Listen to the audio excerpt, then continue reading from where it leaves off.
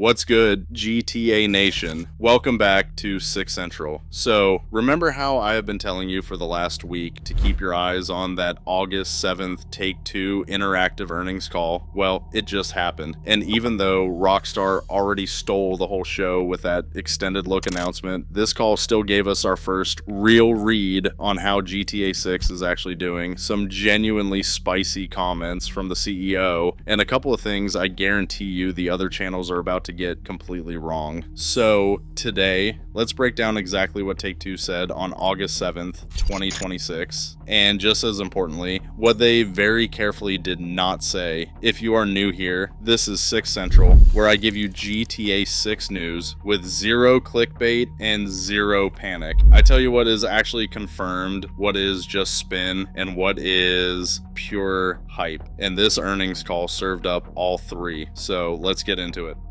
First up, the big one, the pre-orders. Take-Two came right out and said that GTA 6 has had, and this is their exact word, an exceptional start to pre-orders, and that global excitement just keeps building. A couple of outlets are even quoting the word astonishing. And that sounds incredible, right? But here's the thing I really need you to notice, because it is the entire story. They did not give a single actual number, not one. And that matters, because companies absolutely love to brag with hard figures when the figure makes them look good. So when a company says exceptional but refuses to put any number behind it, that is usually just caution, not some cover up. But it also means that anybody out there right now quoting you a specific GTA 6 pre-order figure is flat out guessing. The honest read is simple. Demand is clearly massive, but Take-Two is keeping the exact number tucked in their back pocket for now.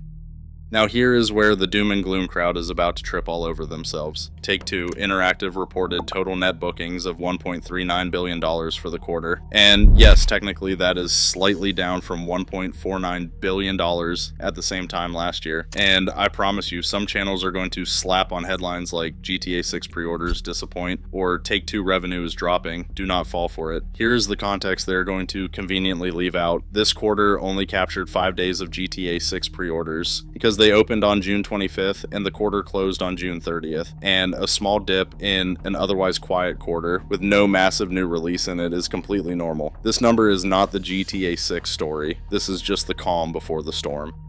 Next up, pricing, and this one is actually a green flag for us as players. The CEO, Strauss Zelnick, flat out said he thinks Rockstar got the pricing right, with the standard edition at $80 and the deluxe at $100. But the genuinely interesting part was what he admitted right after. He basically said that given the absolutely insane hype around this game, they could have charged a whole lot more. And really think about that for a second. This is the single most anticipated AAA video game in history. They had every excuse in the world to jack the price up, and they held the standard at $80. So for once, we actually got some restraint from a big publisher. I will take it. Okay, now for the part that's going to dominate every single headline today, and honestly the part that's going to make a whole lot of you pretty mad, the discs. As you have probably heard by now, GTA 6 is not getting a physical disc at launch. If you go buy a box at the store, all you are getting is a download code inside that box. And that is it. So during the call, an investor asked Zelnick point blank about Sony killing off disc production entirely by 2028, and his answer was, let's just say, refreshingly blunt. He said Take-Two Interactive's business is already well over 90% digital, and that for a big game especially, discs, and he made a real point of saying the word discs, just do not make sense for the consumer anymore. And for the record, this applies whether you are picking it up on PlayStation 5 or Xbox Series X. Digital is the default, full stop. And then he dropped the line that is getting clipped absolutely everywhere. He pointed out that most games make you register online to play anyway. And then he said, and I'm quoting him directly, who cares if you download digitally? Now, plenty of people care, actually. People care about game preservation, reselling, and just owning the thing they paid for. But then came his real kicker, and this this is the quote of the entire day. Zelnick compared physical game releases to vinyl records. He said Take-Two will still put out physical editions every now and then, the same way there is still vinyl in the music business. And I need you to sit with that for a second, because it is a massive statement. The boss of the biggest publisher in all of gaming just openly called physical games a niche little collector novelty, like vinyl. And GTA 6 is basically the moment that becomes official. Whether you love it or you hate it, this right here is the end of an era for physical AAA games, and Zelnick is not even pretending otherwise.